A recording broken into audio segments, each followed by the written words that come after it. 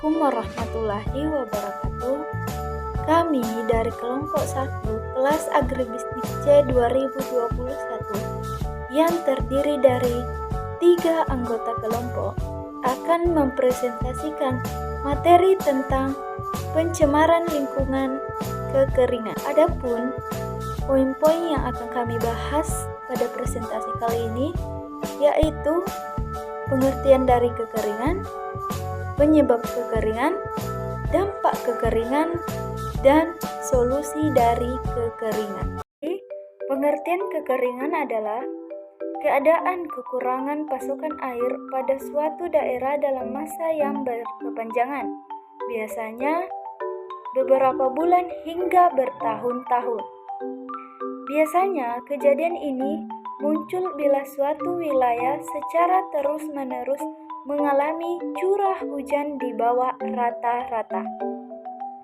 Musim kemarau yang panjang akan menyebabkan kekeringan karena cadangan air tanah akan habis akibat penguapan atau evaporasi, transpirasi, ataupun penggunaan lain oleh manusia itu sendiri. Assalamualaikum warahmatullahi wabarakatuh. Perkenalkan, nama saya Jessica, NIM A01211027, kelas Agribisnis C dari kelompok 1.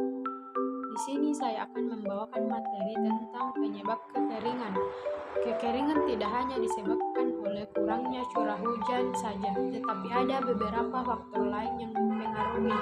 Yang pertama, faktor meteorologi, kedua, faktor hidrologi, ketiga, faktor agronomi, keempat, faktor penegakan hukum, kelima, faktor sosial ekonomi, yaitu 1. Faktor meteorologi. Kekeringan yang disebabkan oleh faktor meteorologi merupakan ekspresi perbedaan presipitasi dari kondisi normal untuk suatu periode tertentu. Karena itu, faktor meteorologi bersifat spesifik wilayah sesuai dengan iklim normal di suatu wilayah. 2. Faktor hidrologi. Penjarahan hutan dan pemotongan pohon yang tidak terprogram sehingga menyebabkan gundulnya tanah di daerah tangkapan air. Hal ini menyebabkan bertambahnya koefisien runoff dan berkurangnya resapan air ke dalam tanah infiltrasi. Kondisi ini sangat berpengaruh dengan berkurangnya air yang meresap ke dalam tanah, maka variabilitas air sungai akan meningkat dan pada musim kemarau berkurang pula debit air pada sungai sebagai sumber air yang menyebabkan kekeringan di bagian hilir sungai. 3. Faktor agronomi.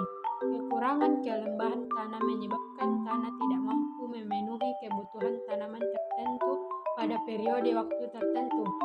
Karena itu, apabila para petani tidak disiplin dan tidak patuh pada pelaksanaan pola tanam dan tata tanam yang telah disepakati dan merupakan salah satu dasar untuk perhitungan kebutuhan air, maka akan mempengaruhi efektivitas dan efisiensi pemberian air untuk tanaman.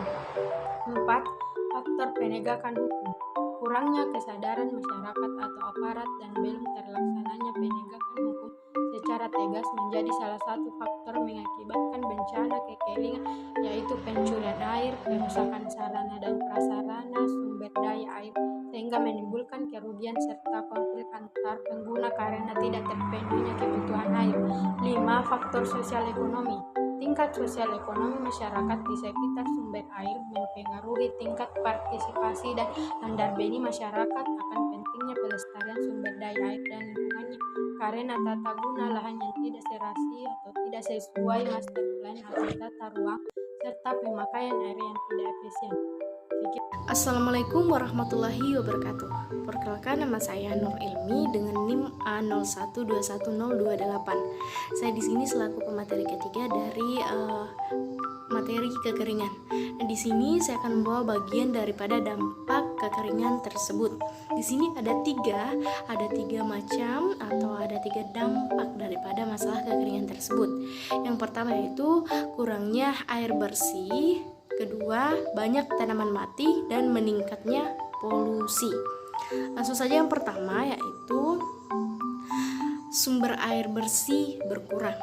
Nah, di sini apabila sumber air bersih berkurang, maka akan berdampak pada berkurangnya konsumsi air minum yang dibutuhkan oleh tubuh manusia. Dan ketika hal tersebut terjadi, maka akan terjadi dehidrasi kepada manusia tersebut. Di sini dehidrasi adalah kekurangan atau kurangnya minum air putih untuk kesehatan tubuh kita. Dan kondisi tubuh yang dehidrasi di sini sangat berbahaya apabila dibiarkan secara terus-menerus. Nah, salah satunya dapat menyebabkan kematian. Kemudian mengingat air yang menjadi satunya kandungan yang penting bagi tubuh untuk bertahan hidup. Selain daripada itu, kegiatan seperti mencuci, mandi, dan lain sebagainya juga akan berkurang dan membuat kegiatan sehari-hari menjadi terganggu. Kemudian akan ada efek domino yang timbul ketika kekeringan. Maka dari itu ada baiknya untuk selalu menjaga cadangan air yang ada di bumi. Kemudian yang kedua yaitu banyak tanaman mati. Nah, seperti yang kita tahu kalau kurangnya air itu pasti akan banyak tanaman yang mati karena tidak disiram. Jadi di sini tanaman merupakan salah satu sumber kehidupan bagi manusia ketika musim kemarau datang. Nah, apabila musim kemarau di sini datang, maka akan banyak tanaman yang mati karena tanaman tidak bisa mendapatkan sumber air untuk hidup. Kemudian hanya ada beberapa tanaman saja yang bisa bertahan hidup seperti pohon jati dan kaktus. Kemudian yang terakhir atau yang ketiga, dampak yang terakhir yaitu tentang meningkatnya polusi. Nah, dampak selanjutnya ketika tanaman mati, maka polusi udara akan semakin merajalela.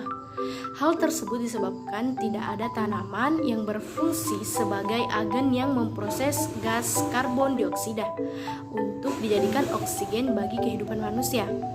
Maka dari itu, mari bersama-sama mencegah berbagai penyebab daripada terjadinya kekeringan tersebut agar kehidupan dapat terus berjalan dan terhindar dari berbagai bencana. Perkenalkan, nama saya Irmayanti, NIM A01211029. Nah, jadi di sini saya akan melanjutkan materi yaitu solusi kekeringan. Nah, di solusi kekeringan ini, konsep umum untuk menangani kekeringan dibagi menjadi 3 tahap, yaitu dengan penanganan jangka pendek, jangka menengah, dan jangka panjang. Nah, untuk jangka pendek, solusi yang dilakukan yaitu memenuhi dengan segera kebutuhan air bersih bagi masyarakat untuk keperluan rumah tangga dengan dropping air bersih. Kedua, memberikan bantuan pangan atau sembako untuk masyarakat miskin yang usaha taninya usok. Ketiga, membantu menanggulangi penyakit menular akibat kekeringan. Keempat, yaitu membantu peningkatan gizi balita di wilayah kekeringan. Nah, untuk tahapan metode jangka menengah yaitu meningkatkan ketersediaan sumber air dengan cara membangun sumur gali, sumur pantek, sumur air tanah dalam penampungan air hujan, terminal air di wilayah desa rawan kekeringan atau embung. Kedua yaitu meningkatkan kualitas sarana prasarana air bersih. Dan yang ketiga yaitu melaksanakan kegiatan penelitian dalam rangka mencari potensi sumber-sumber air. Jadi yang selanjutnya yaitu metode jangka panjang. Nah, di jangka panjang ini ada beberapa. Yang pertama yaitu reboisasi di wilayah sekitar sumber mata air. Kedua adalah reboisasi kawasan sabuk hijau sekitar waduk. Selanjutnya yaitu rehabilitasi lahan dan konversi tanah lahan kritis. Selanjutnya yaitu pengelolaan hutan bersama masyarakat. Kemudian pembangunan deplot sumur resapan di wilayah rawan kekeringan. Dan yang terakhir yaitu membangun atau mengembangkan sistem IPA mini. Nah, itulah tadi presentasi dari kami terkait materi pencemaran lingkungan kekeringan. Kami ucapkan terima kasih. Wassalamualaikum warahmatullahi wabarakatuh.